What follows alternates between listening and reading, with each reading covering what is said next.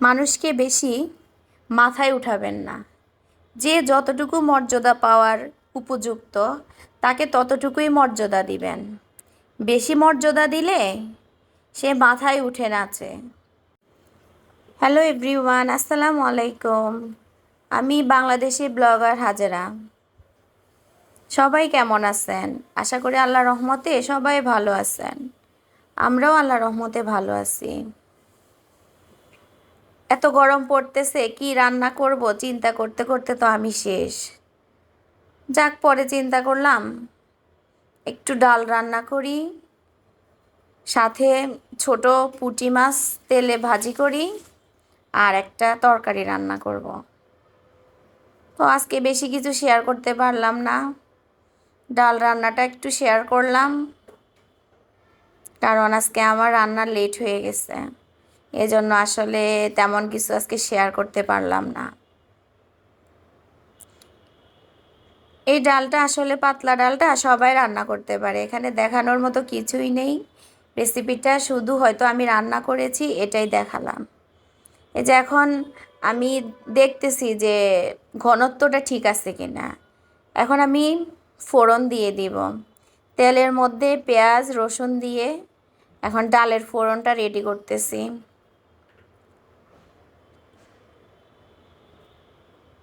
এত গরম পড়তেছে, আল্লাহ কবে জানি আবার বৃষ্টি দিবে, তার রহমতের বৃষ্টি। মনে মনে তাই দোয়া করতেছি। অনেক গরম পড়তেছে। এই যে আমার ফোড়নটা যখন গোল্ডেন কালার চলে আসবে তখন আমি ডালের মধ্যে দিয়ে দিব। এই যে এখন আমি ডালের মধ্যে দিয়ে দিচ্ছি। এভাবে না ডালের ফোড়ন দিলে অনেক সুন্দর একটা ঘ্রাণ আসে। এভাবে একদিন রান্না করে দেখবেন, অনেক ভালো লাগবে। গরমের মধ্যে এসব পাতলা খাবার অনেক ভালো লাগে। যে কোনো খাবার খেলে যদি আপনার কাছে মনে হয় যে আপনার কাছে স্বস্তি লাগে, তাহলে ওই খাবারটাই খাবেন। আর যে খাবারটা খেলে আপনার কাছে অস্বস্তিকর লাগে ওই খাবারটা এড়িয়ে চলবেন। এই যে এখন আমি সন্ধ্যায় তালের পিঠা বানাচ্ছি। তালের সিজন তো চলেই যাচ্ছে, একটু তালের পিঠা না বানালে হয় বলেন? আমার ভিডিওর কোনো অংশে যদি আপনাদের ভালো লাগে তাহলে অবশ্যই আমার ভিডিওতে লাইক, কমেন্ট এবং শেয়ার এবং সাবস্ক্রাইব করে দিবেন। আর যারা আগে থেকে আমার চ্যানেলে লাইক, কমেন্ট, শেয়ার এবং সাবস্ক্রাইব করেছেন তাদেরকে অসংখ্য ধন্যবাদ। এভাবে পিঠা করে খাবেন তালের, দেখবেন অনেক ভালো লাগে।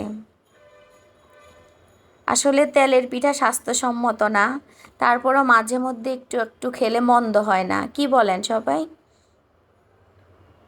আমারও না মাঝে মধ্যে একটু তেলের পিঠা খেতে ভালো লাগে। এই যে দেখেন কি সুন্দর একটা কালার আসছে। এখন আমি প্লেটে উঠিয়ে নিব।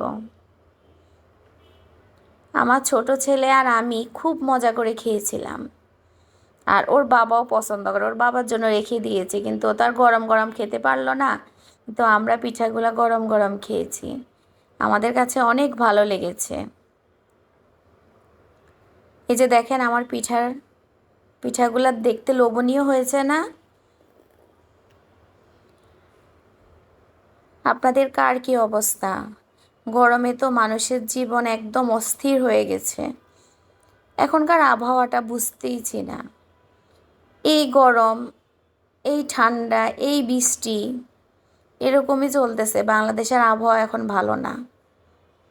আল্লাহর কাছে দোয়া করি আল্লাহ যেন সব কিছু ঠিক করে দেয়, সবাইকে ভালো রাখে, সুস্থ রাখে। সবাই আমাকে সাপোর্ট করবেন প্লিজ, আমার পাশে থাকবেন।